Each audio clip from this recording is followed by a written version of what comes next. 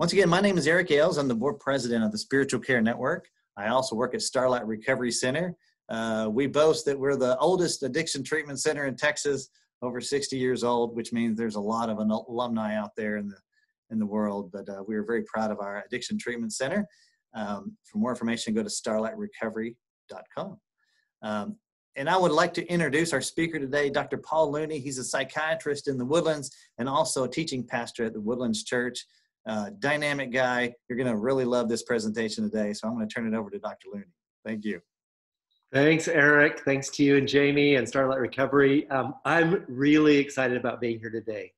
I would love it if we could begin with a prayer as we get started.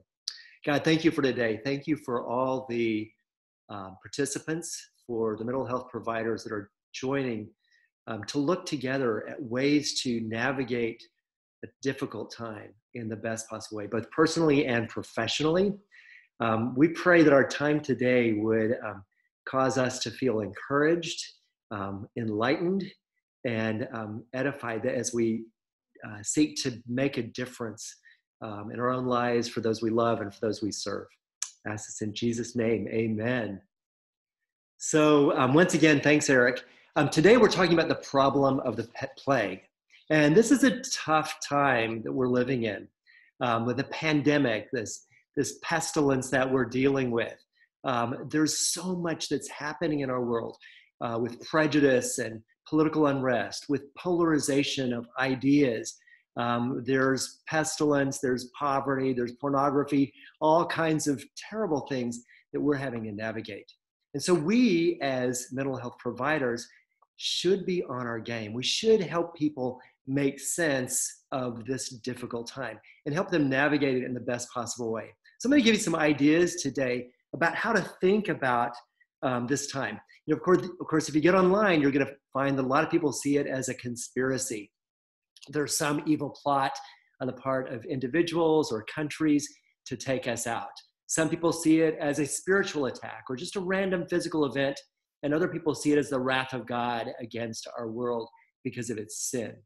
So what do we make of the plague? How do we respond in times of stress and distress? Who or what is in control? So as a believer, I love Romans 8:28, which suggests to us by our brother, the Apostle Paul, that God is working in everything to bring about good. It doesn't say that God causes everything, but he works in everything to bring about good. And as a mental health provider, I know all of you can recall to mind people you've worked with who have gone through horrifying events in their lives and come out on the other side better, kinder, more compassionate, more resilient, more generous, and a deeper sense of their value and their commitment to good. So in any difficult situation, and this pandemic included, we as mental health providers, probably more than most people, can anchor in our conviction that even if God doesn't cause a problem, he is willing to work with it. Whatever we bring to him, he's willing to interact with. I love Psalm 23. And one of the verses of Psalm 23 states this. It says, "You prepare a table for me in the presence of my enemies." Well, what does that mean? I like to think that even when I'm under attack, financially or physically, relationally, that even when my enemies are out to get me, God is out to give me. He wants to provide something of value in the face of some difficulty. In fact, at this time of the problem of the plague, I've found some new possibilities, and I bet every one of you have as well. My practice has expanded to include more phone contact, more Zoom sessions, more remote possibilities for making a difference. It also happens that I have a little building out behind my house, and a lot of people at this difficult time have been willing to trek out north of Conroe to my little place in the wilderness to meet with me face to face. People are starved for connection, and we have an opportunity to provide that. And so if you haven't expanded your possibilities in some way, please do it. Another thing that's happened for me is that I've started posting some videos on Facebook and on YouTube. And if you want to friend me on Facebook or go to my YouTube channel, I'd love to share. But problems can bring possibilities if we're willing to look deeply at the situation. Now, the problem of the plague suggests that, that plagues do give us difficulties. And if you look at the biblical account, way back, the plague was always a problem. As far back as Abraham, who went to Egypt a couple of times in time of famine, the family of Jacob and Joseph, who went there also in time of famine, and found in Egypt a place of refuge. And I kind of like to think of Egypt as signifying our strategies for coping, our defenses. And emotional defenses do help us survive in times of desperate need, in times where it's not safe, where we're too small to navigate the challenges of life. And so we have emotional strategies or defenses that protect us from pain. But living in self-protection ultimately means limiting our freedom. And so we as mental health providers get to call people out of their defensive posture, out of self-protection, to face the pain and to grow through it, to get to a new possibility, that beyond the wilderness, there is a promised land. So it turns out, if you look at the biblical account, it was plagues that helped God's people get out of Egypt, to get so miserable in their place of defense that they had to move. And many people who come to us have gotten so miserable in their place of being stuck that they're ready for change. In the Bible, it was 10 plagues. It took a lot to get God's people ready and their captors ready to let them go. But eventually, after the 10 plagues, they were set free to leave that protection into a place of openness. Well, openness is good, but it's also scary. And before long, the people were grumbling and complaining that they were better off with what they had before. Because as you know, working with people, you can't get them from where they are to where they need to be without being in the middle, where you let go of what you did have that was helping you, your addiction, your compulsive behavior, your unhealthy relationships. But before you can grab onto the new thing, you're there without anything. And it feels scary. It feels very vulnerable and difficult. And so people will be tempted to go back to what's safe, to what they feel they can control. And that's what God's people did in the wilderness. They complained, they grumbled, and they were very unbelieving and unhappy. It turns out God responded with a plague. He was bent on wiping out anything in them that kept them from freedom. And so one of our goals as a therapist, as a counselor, as a physician or a psychologist is to help people die to the things that are keeping them from freedom, to die to their self-protective strategies so that they can live in a new freedom and a new capacity. We help them to change their life story so that it's a better story. One of my favorite books is a book called Redirect, The Surprising New Science of Psychological Change. It's by Timothy Wilson. He's a psychologist who talks about the story editing approach.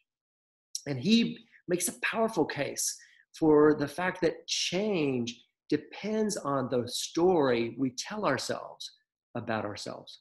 How do we make sense of our pain and our struggles and adversity?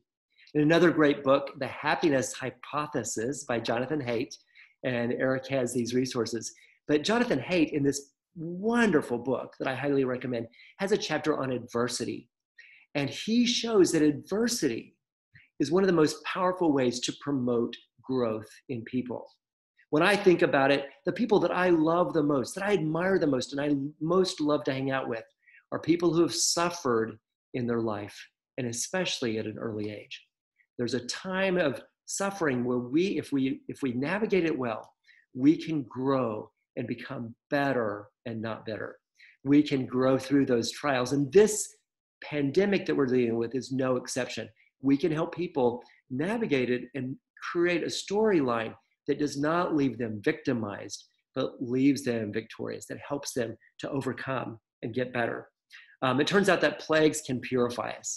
They can help us to discard what's not working and grab onto something fresh. But how are we going to relate to our problems? How are we going to relate to stress and distress? I'm a huge fan of Kelly McGonigal. Her TED Talk is brilliant. If you haven't watched How to Make Stress Your Friend by Kelly McGonigal, you got to. It is brilliant. She does a wonderful job of helping you see how the way we respond to stress is huge in the impact that stress has on us. She starts the video out by talking about how for years as a health psychologist, she had vilified stress, because we know that people with high levels of stress are prone to all kinds of illness, including heart attacks and strokes. But as they delve deeper into the research, what they found is that people who suffer from stress are people who believe stress is bad for you. Whereas people who accept stress as a normal part of life, who lean into it and who engage it in the best possible way, not only are not negatively affected by stress, but they actually thrive in the presence of a certain amount of stress. It's brilliant. She makes the point that it's not stress, but what we believe about stress that is the big enemy for us in our physical, emotional, and spiritual health.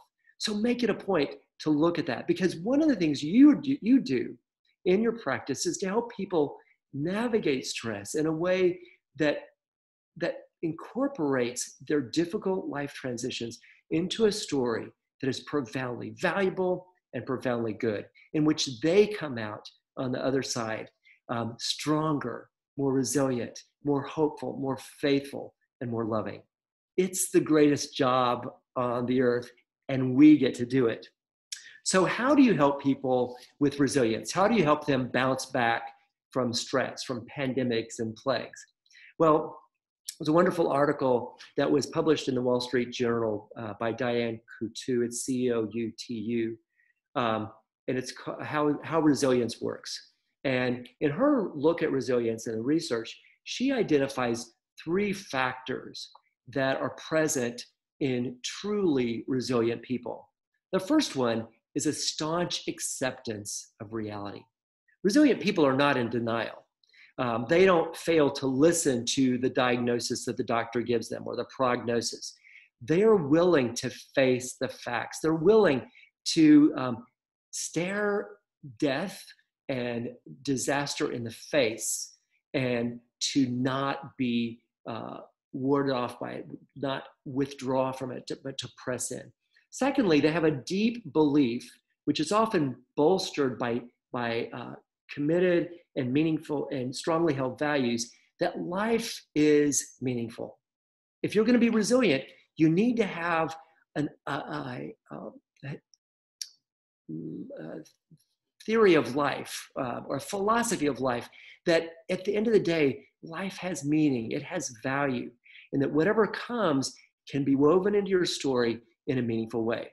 So facing the facts, a belief that life is meaningful. The third thing is an uncanny ability to improvise, to go again, to get back up, to try something new, to knock on a new door, to ask for help, to find different strategies for moving forward. And people who are going to get well are people who are willing to try new things. When we're dealing with trauma, as you know, not everybody responds to the same modality, whether it be talk therapy or exercise or EMDR or medication. Another favorite book is The Body Keeps the Score by Bessel van der Kolk. And in that book, he gives tremendous strategies, and a number of them, for helping people heal from trauma. We need to give people a multitude of options for trying things that will help them move forward and heal from the trauma that they've been through. Eating right, getting up at the same time every day, taking a shower, little steps can go a long way in helping people gain a sense of agency, a sense that they have power, that they are not victims to the trauma. One of the things that I think is so unfortunate in the face of this pandemic is that our politicians and our medical professionals, I think, have done a terrible job of empowering individuals. They've given us the message that this thing is so terrible, you are going to die. Your only device is to withdraw from society, cover yourself up, isolate. because if you get this dread disease, it will take you out. They've also done a really good job of knocking down any possible action that you could take for prevention or for healing, whether it be hydroxychloroquine or budesonide or vitamin C, zinc. I think the medical professional has done an abysmal job of giving people things that they can do in order to feel that they have some sense of power and control. It turns out that a lot of what we do as medical professionals really depends not on the agents that we use, but on the relationship we have with our patients and their belief, as well as ours, about the effectiveness of what we do. I prescribe antidepressants from time to time. And if you look at the studies, antidepressants do have a little bit of effectiveness that shows up in double-blind studies, where neither the provider nor the patient knows if they're getting the real thing or placebo. The more powerful effect of antidepressants comes through the patient and the provider believing this pill will help. It will provide some relief for you, because that's where the change comes. Even in therapy, what we know is that people who don't believe therapy will help them are not going to get helped. If someone comes believing that counseling is good and helpful, there's a huge chance that you will help them. But if they think therapy is hooey, good luck. They're probably not going to get anything, no matter how skilled, no matter how experienced you are as a counselor. Some people can't be helped. We see this even in the life of Jesus, who had ostensibly the power of the universe at his fingertips. But he would say to people often, according to your faith, be it done to you. He reminded himself and those who were healed that the power for change resides in the individual. We do well to remember this as counselors, that the power for change resides in the individual. And so when they come back and say, hey, I did what you said, it worked, it's so much better, thank you. I am quick to remind them, no, don't thank me. You're the one who took what I offered, put it into practice, and it made a difference. The power is in the person. When Jesus went to his old hometown, they just saw him as just another old Joe. He couldn't do much there. And there are people who don't have value in your credentials or your training and experience. You're probably not going to do much to help them. As I said, I'm pretty disgusted with the medical professionals because they haven't really given anything tangible to do. My 88-year-old mother recently recovered from COVID-19. And I was pretty aggravated with her doctor because when she went to see him, he thought she might have it. So he just got the COVID test and sent her home without doing anything, with no recommendations, with nothing except go to the hospital if it gets too bad. Terrible experience for my mom and a really aggravating experience for me. Turns out that once we got her started on liquid vitamin C and zinc and D, because she couldn't even keep anything down, she started to get better, and thank God didn't have to go to the hospital where she might have gotten much worse. We need strategies that we can offer people that are likely to give them some benefit. It turns out that just taking an action you think might help probably will. It helps us to feel that we have some power and that we can do something that will help us. There's a woman, medical doctor Lissa Rankin, who also has a great TED Talk and a book called Mind Over Medicine that looks at what we've called the placebo effect. And story after story of where people who believe something will help them get better. Not just a little better, profoundly better, miraculously better, because of the power of faith. We call it the placebo effect. I like to call it the faith effect. But in addition to the placebo effect, there's also the nocebo effect. And that's when we undermine people's ability to believe that they have any power. You as a therapist are probably really good at giving people the faith effect, at giving them the message, you can do it, you can get better. And it's one of the reasons why we are so satisfied in our work, because we see it happen. People change, people get better. So face the facts, be grounded in the belief that life is meaningful, and try new things. These are the things that add to resilience. One of the things that I think we do best in our work with people is to help them to go to the dark places, to face their fears, to face the facts, to open the closet and see what's there, to look under the bed, to face their demons and their monsters. And one of the pivotal stories in the Old Testament to me is Abraham trudging up Mount Moriah with his probably 17-year-old son, Isaac, the child of promise that God had promised for many years and finally delivered. You can imagine that for Abraham and his wife, Sarah, Isaac was the pearl of great price. He was the apple of their eye. He was their whole raison d'etre, their whole reason for being.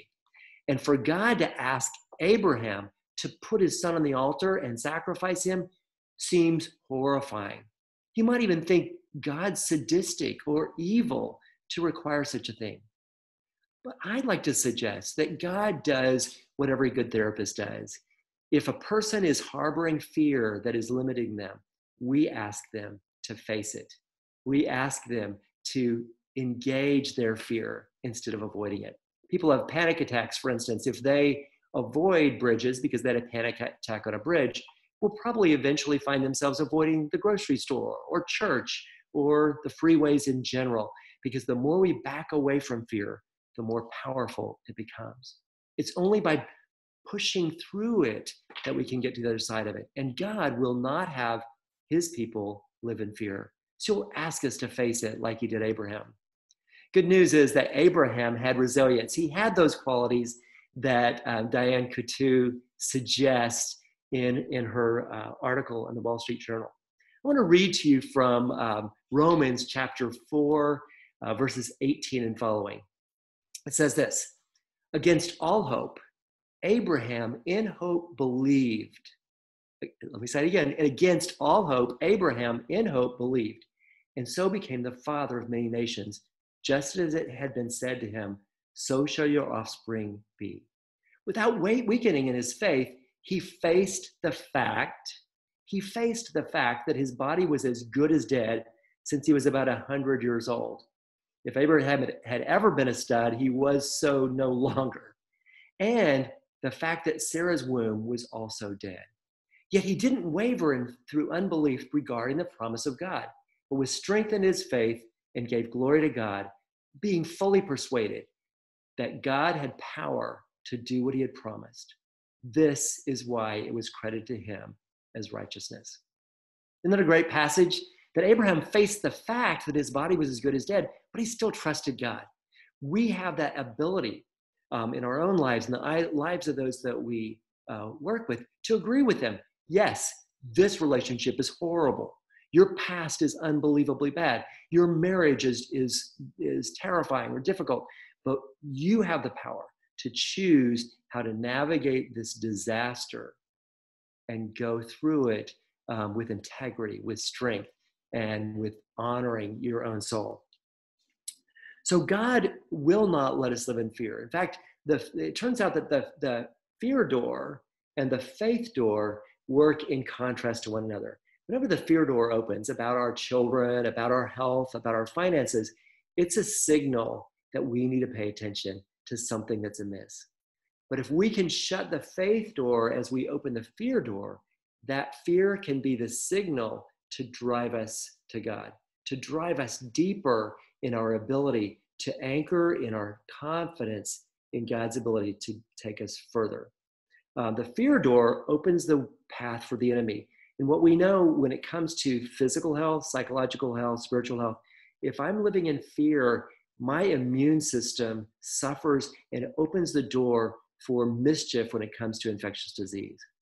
When I live in faith, that attitude of optimism and positivity actually bolsters my immune status and allows God to invade in a way that shores up my strength personally, psychologically, and physically. So help people to face the facts, help them to anchor in their belief that life is meaningful, help them to try something new. So what is your vision personally and professionally? How are you navigating this difficult time? It's confusing. There's so many different opinions about what we should be doing in terms of engaging and isolating. But keep in mind that isolation is one of the worst things that people can do in terms of their health. In her TED Talk, Lisa Rankin says that loneliness and isolation is worse than cigarette smoking in terms of its impact on your health. We are doing grave damage to the health of individuals by isolating them. It's such a terrible thing that people who are ill and have to go in the hospital or in a nursing home are robbed of the connections they need to live or to die well. It is terrible. And if we can find a way to help people come out of isolation, to come out of loneliness, and to connect, we have done a valuable service. When the plague would hit in Europe back in the Middle Ages, it turns out that many people would flee the cities to the hills so that they wouldn't be exposed to the plague. But Christianity spread throughout Europe because the Christians would not leave the city, but would go into the city to minister to those who are suffering. We have that opportunity to not pull out in a time of distress, but to press in, to make ourselves available even at some risk.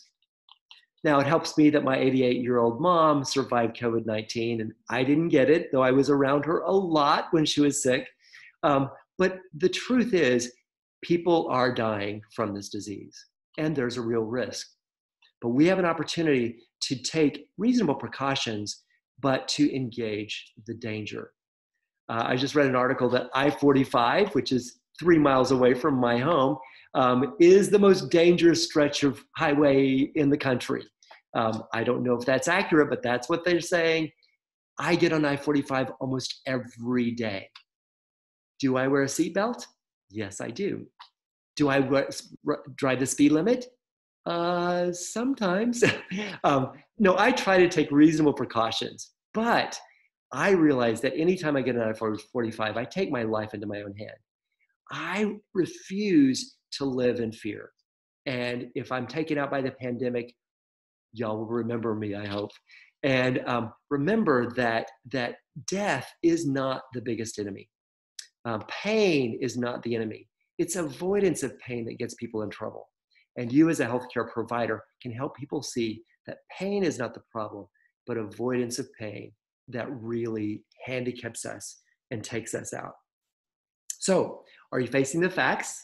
Are you cultivating faith that life is meaningful and honoring your values at this time? Are you knocking on doors? Are you using this problem to open up possibilities? Are you taking advantage of the opportunities that this time has? The fact that you're on this Zoom meeting tells me, yes, you're people who are going to reach out. You're going to connect, even if it's over the internet, to be able to grow, to learn, and to make a difference. So I just want to encourage you, and we'll have some Q&A in just a few minutes, but I want to encourage you as you face the pandemic, as you face the plague, to think of it as an opportunity to deepen your own commitment to making a difference. Your face, when you meet with people, is the face of compassion.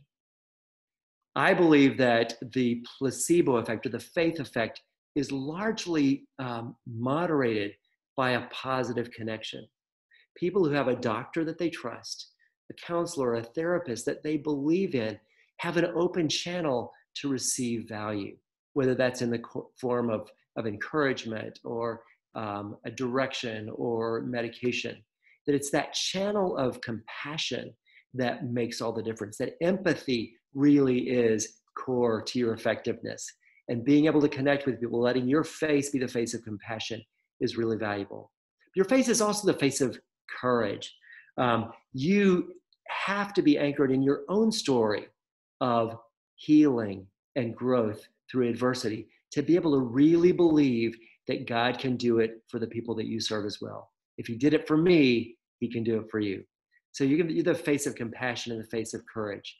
Finally, you're the face of commitment. Being faithful to people, being available to them, whether it's by phone or Zoom or in person, such a valuable thing. You may be the one person that people right now are able to connect with in a deep way because they're so fearful and so isolated that they don't have that resource to connect with other people. So be there for them, compassion, courage, and commitment. Your faith says, I care, says you can do it, and says, I'm here to support you. I care, compassion, you can do it, courage, I'm here for you, commitment. Your story is important. I mentioned the book Redirect, The Surprising New Science of Psychological Change. And if you've never written your life story or done a timeline to look back on how the difficult times in your life were often the times that propelled you into some fresh growth, you should do it. Get your clients to write a timeline, to tell their story, to look back, to make sure they're not living as a victim, but living as someone who's victorious, someone who is a survivor, who's resilient, who's able to bounce back from suffering. Our medical establishment and the political sphere are in a very bad place right now. Very negative, very disempowering. They don't want us to feel empowered right now for whatever reason. And we can hypothesize about why this is so. But we as individuals and as providers can help to go against that. The medical community, I think, has gotten arrogant, and they are so scientific minded that they've lost the big picture. When we do double-blind studies, we do them because we know that if the patient knows they're getting the real thing rather than a placebo, they're going to get better. But they also found that if the provider knows they're giving the real thing versus a placebo, it makes a difference. The double-blind study really takes away any power of faith from the situation. It's valuable because it does show us if there's any inherent value in a particular medication or strategy. But as I said before, when the blind lead the blind, then they're both going to fall in a ditch. We need faith to keep us on the path of healing and growth. This is, I'll say again, the placebo effect is really the faith effect. And I hope that you, as a result of being here today, remind yourself of that power. When I was at the Evolution of Psychotherapy conference last time, I got to hear Scott Miller, who's done a ton of research on the effectiveness of therapy.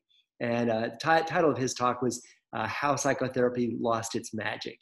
And the core of his talk was really about the importance of faith in therapy. Not necessarily religious faith, but faith in the process, faith in the transaction that occurs between two people that care about each other. The Bible talks a lot about faith, hope, and love. And when we meet with people, we want to bolster their faith. We want to give them hope. And above all, we want to connect with them in a loving way.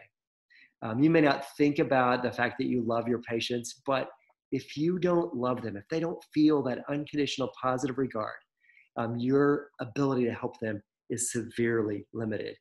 Connection is core. In that video by Kelly McGonigal I referred to earlier, How to Make Stress Your Friend, in the second part of the video, she examines something fascinating about stress. What she says is that the stress response not only releases things like cortisol and norepinephrine and epinephrine, but it releases the hormone oxytocin. Some people call it the cuddle hormone, some people call it the bonding hormone, but it's the hormone that allows us to connect with others. And when we're in stress, our body pumps it out for two reasons. One, oxytocin causes us to connect, to reach out, to get somebody in the trench with us so that we don't get creamed in the battle. But the other thing oxytocin does, and it does it for us as parents and providers, oxytocin causes us to want to protect people who are in our care. And so a mama bear whose baby is being threatened is going to have a huge rush of oxytocin as she hunts you down and mauls you. Oxytocin is a powerful chemical that causes us to connect and to protect.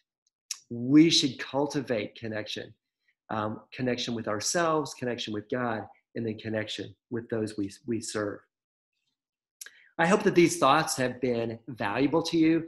I hope that in the problem of the plague, you have some new ways to think about it. We don't have to figure out exactly why the plague has come upon us to provide answers that can help people to grow through it. We don't have to figure out if there's some sort of conspiracy or where we stand on the political front, and whether it's something that China or the Illuminati have orchestrated. What we can do is realize that this pandemic is a possibility for growth in us and for those we serve. Do we have a voice in how the culture navigates this pandemic? I believe we do, whether it be with the way the schools respond to it or the medical community. Use your voice, find a way to speak up about people who are on either sides of the spectrum. Because we have people who are poo-pooing the pandemic and acting as if it's nothing. We have people that are magnifying it to ridiculous proportions. My vote is that we stay somewhere in the middle, helping people to navigate it in a way that encourages faith, hope, and love. So hope this has been helpful. Thanks for joining us today. And thanks again, Eric and Starlite, for inviting me. Well, thank you. That was great. And we have some really good questions too. Carrie asked, what are some ways to help people understand the dangers of self-protection? How would you talk with someone about this concept? Well, what I tell people is that self-protection makes a lot of sense when you have little power. When you're small as a child, you need to protect yourself from devastation. And so, for instance, a child whose mother slaps him in the face may tell himself, I'm a bad boy, that's why mom slapped me. Because that belief allows the child to feel like he's still in a world that makes sense. It allows that child to feel some control, because if I was bad and mom slapped me, I can be a better boy. I can have some control. But he has to, at some point, realize that self-defensive maneuver, self-protective maneuver, has to be abandoned. He has to stop taking responsibility for evil that he cannot control. And that's what we ask people to do as we navigate with them through counseling. People who are abused will relate to that. Either they'll put all the evil out there and can live in a very scary world, or sometimes they internalize the evil and feel tons of shame. We have to help them navigate that, where they realize, yes, I was put in a situation where I was powerless to stop something that was bad. But I can now relate to that and realize that I have an opportunity to bring that from darkness into light, and to navigate it in a way where I'm not just a helpless victim in my life, but I'm a participant. And by going back into that pain, realizing how destructive that was in my journey, then I can navigate it in a fresh way. I can choose to, if the perpetrator is still available, to address it with the perpetrator, to tell people I couldn't tell when I was small, to take responsibility for reclaiming the strength that I have and reestablishing boundaries around my physical self, my spiritual self, and emotional self. Self-protection really is when Jesus says, if anyone come after me, let him take up his cross and follow me. He says, if you seek to save your life, you'll lose it. If you lose your life, you'll find it. And there's a sense in which self-protection keeps us from certain types of pain. If I've been rejected as a child and I tell myself, I'm never going to feel that pain again. Well, what does that do? Over time, it keeps me from connecting deeply in relationships because I'm not willing to risk rejection. But it causes ultimately the same kind of pain because I'm still alone. I'm still alienated from others. So our strategies for defense work for a time, but like a hermit crab who has a shell he's outgrown, we have to abandon those strategies and step into the unknown to find something fresh. Does that help? Excellent. Yes. And here's another good one. A client says that they have an inner narrative of, I can't change, this is who I am. What passages of scripture would you recommend to help them consider that change is possible? Cool. Well, of course, I can do all things through Christ who strengthens me. I think it's a very powerful one. There are lots of affirmations. Nothing can separate us from the love of God. God is for you, who can be against you. There's a lot of great empowering passages. But you might also help them look at the work of Carol Dweck, who talks about the difference between a fixed mentality and a growth mentality. People with a fixed mentality believe this is just the way I am. I can't change. I'm not good at math. there's this attitude of sort of fatalistic, I am who I am. And certainly there's a lot of evidence that our genetics do have a powerful impact on who we are. But the growth mentality that Carol Dweck has identified is the belief that if I want something badly and I pursue it faithfully, diligently, over time, I can grow. People who are concert pianists, for the most part, are not like Mozart. They're not just, idiot savants. They're not just savants that can just do it automatically. They're people who have a little bit of ability, but who had a teacher early on who was positive and affirming and helped them understand the value of practice. And little by little, these people grew in their ability to play so they could play to huge audiences in a concert hall. So we have that ability to empower people and help them look at their narrative. What is it gaining that person? What are they getting from seeing themselves as a victim? In a very real sense, it lets them off the hook. Well, this is just the way I am. What can I do? That's kind of a nice strategy if you don't want to do the work. Like, what difference is it going to make? Oh, I tried that. And you'll come across some help rejectors. Whatever you offer them, they'll say, oh, that won't work for me. Oh, I've tried that. That they say they want help, but they really just want to be able to tell you why it won't work for them. Those are people that are tough to deal with, but you must challenge them to see that there's a fresh possibility if we engage fully. Yeah, this is kind of related. Deborah asked, how do you help clients who have lost multiple family members to COVID-19 and are experiencing a severe crisis of faith? Sure. Well, we know that just like suicide, when suicide happens in a community, it has an effect. And so part of what you're dealing with whenever it's in a community or a family, when one person gets taken out by something, it increases the level of fear in others. And of course, people who have certain genetic predispositions, certain health conditions are more at risk. And the way they're treated by the medical professional, including their hospital stay, make a big difference. As with any trauma, if you're dealing with someone who was deeply burned and lost all their family members in a car accident, the more trauma, the more difficulty healing. And so it's probably a little more difficult right now with the loss of life to COVID because the threat is still out there. It's still active, and you may have to give people a little bit of time to let that trauma recede a little bit in the background before they can really navigate it well. It was a couple of years after my brother's suicide that I was really able to navigate his death in any meaningful way. Sometimes trying to help people too quickly after trauma is a waste because it just talking about it just keeps the trauma going. Sometimes you have to take a step back and let them do life the best they can until they get a little distance from it. James Pennebaker at UT Austin has done a ton of research on helping people navigate trauma.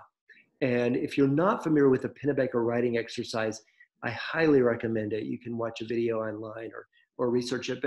But the gist of it is that you have a person who's undergone trauma, carve out four consecutive days to journal for 20 minutes a day about the trauma. And if they're like most people, by the end of that 4 days, their ability to metabolize the trauma and to put it in a meaningful story is greatly assisted. Now, you're at a disadvantage if that person has no faith, if they have no belief that they'll reconnect with those lost family members in eternity. It's much more difficult to deal with someone who doesn't have that conviction or who is dealing with a lot of regrets that things were not said. And one of the things that I think is so horrible about the way we're navigating this with people in the hospital not being able to have any contact with their loved ones is that we don't have the ability to have those end-of-life conversations that are so important. To be able to ask forgiveness, to be able to say, I love you, to be able to make amends or to reassure family members of your love and presence. I think that's a terrible thing that's happening. And I don't know really what to do about it because we are in a situation where even the hospital workers caring for those ill people go into the room completely covered and garbed up, where that person-to-person contact that brings healing is lost. And what we know is that people who go on respirators, very few do well. My backdoor neighbor is a RN up at Huntsville Memorial Hospital. And of all the people they've had on respirators since the beginning of this pandemic, one has gotten off alive. One. And they've had a lot of people on respirators. So what we're doing is not that great. What you're doing in helping people to get their immune status healthier by being positive, by being happier, by being more connected is way more of way more value than what most of the medical community has to offer, sadly. Yeah, and here's another good one. If we're talking about COVID and the quarantine, we got to talk about masks. So what are your thoughts on meeting with people while wearing masks, I guess, in session? Well, you know, I have not had a meeting with a mask because I want them to see my face. When they're talking about something very personal, I don't want them to have to wonder if I'm smirking behind my mask. I want them to see the sobriety with which I take their story and their challenge. Thankfully, the people who want to meet face to face, once they may wear a mask when they come in the building or when they come to my office, but once we're seated at a reasonable distance, then the masks go away.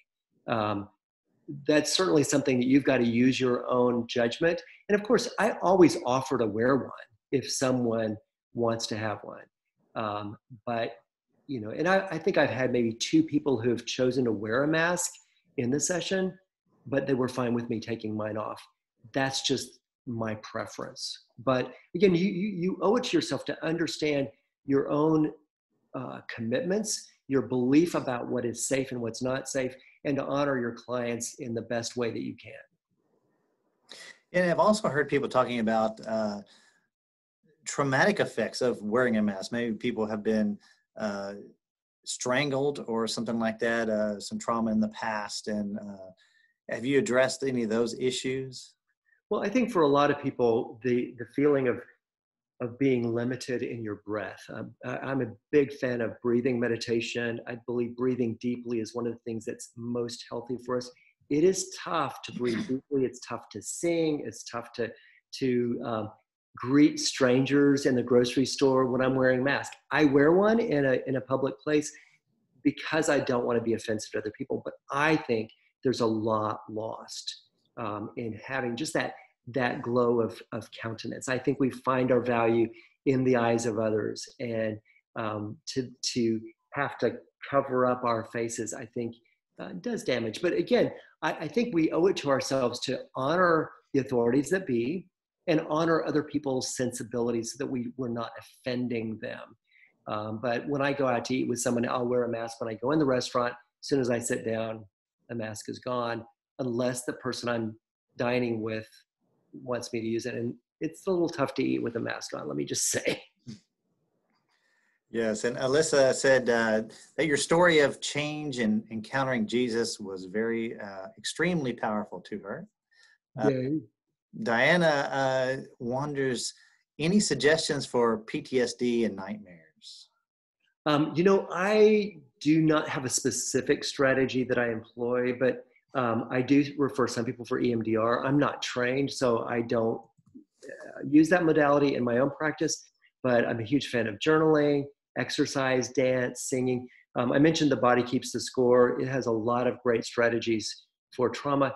With nightmares or dreams, I tend to try to deconstruct them and say, what could this mean? Try to look at the psychological or spiritual impact of the nightmare and try to give them the power to rewrite even the story of their nightmare. Like if you were to have that nightmare again, what could be an ending to that nightmare that would leave you feeling better? When I was in training, one of my advisors was a hypnotherapist, and he suggested that when you talk about dreams or nightmares with people, you ask them to consider that every actor or every element in the nightmare is a manifestation of a part of them. So they're being chased by a monster. What if the monster is a part of me that I haven't made friends with, part of me that I need to face? And I think anything you can do to empower people so that when they go to sleep at night, they can imagine, okay, maybe this time I can change the ending of the nightmare. And if not, I can change it when I wake up to remind myself that that is not reality.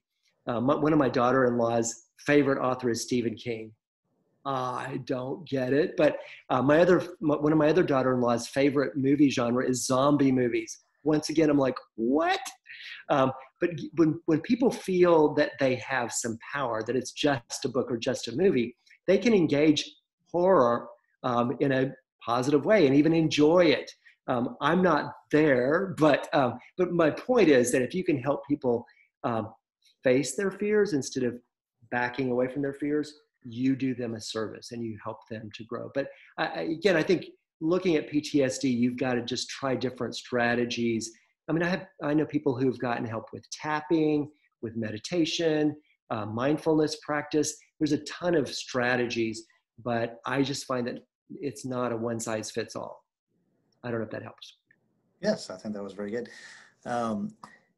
And Robert was also asking about night terrors. Megan said, you mentioned coping with suicide of a family member.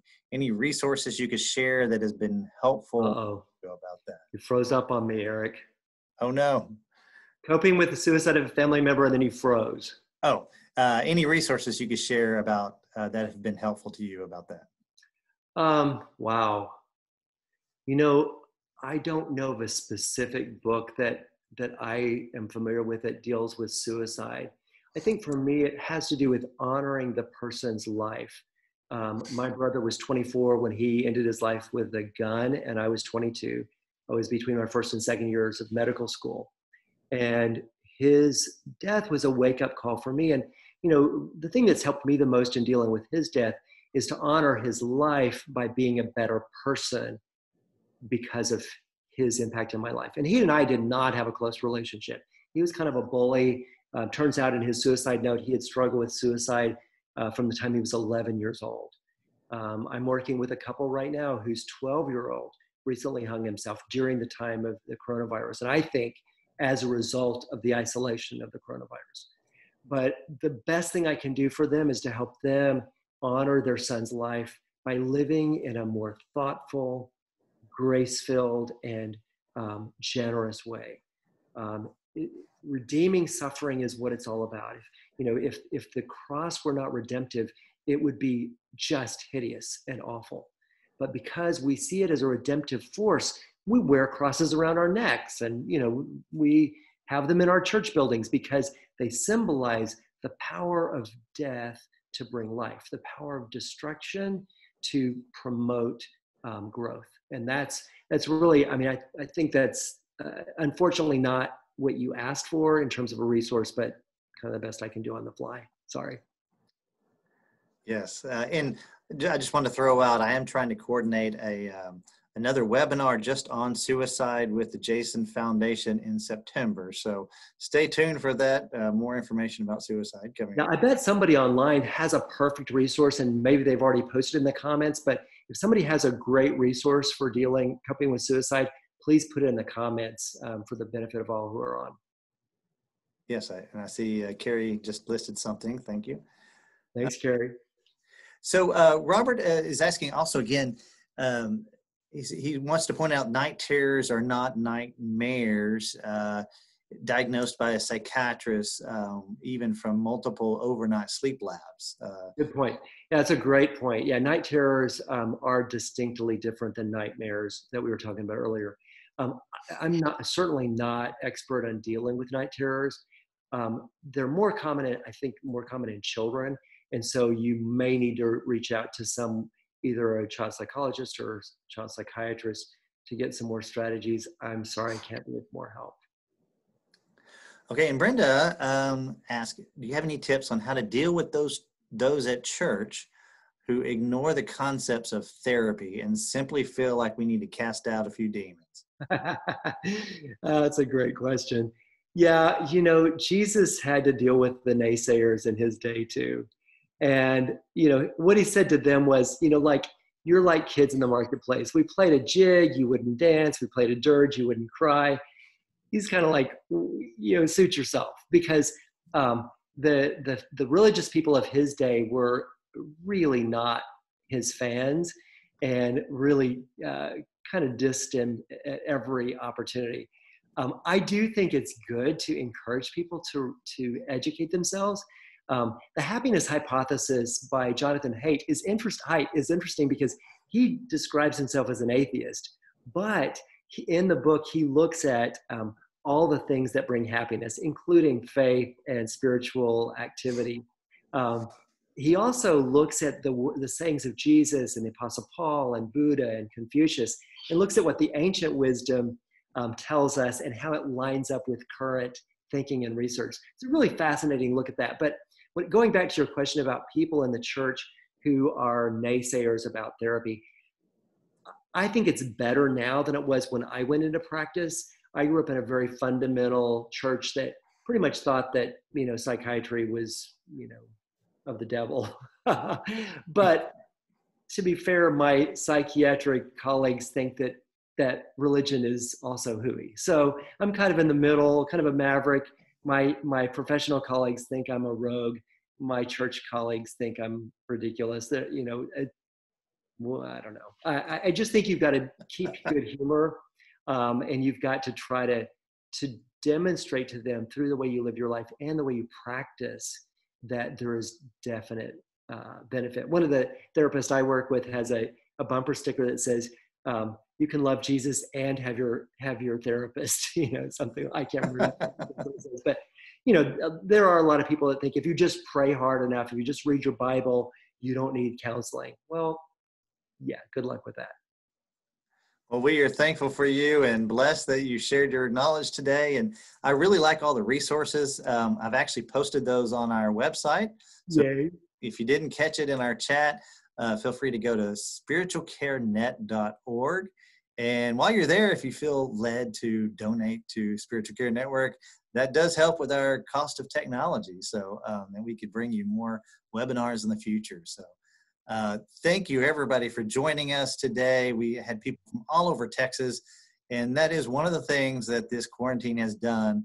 It has brought us together virtually, and people in areas that have never been able to join the Spiritual Care Network webinars are now able to do that. So perfect. Thanks again, Eric. I really appreciate it. All righty. Y'all have a blessed weekend. Bye-bye.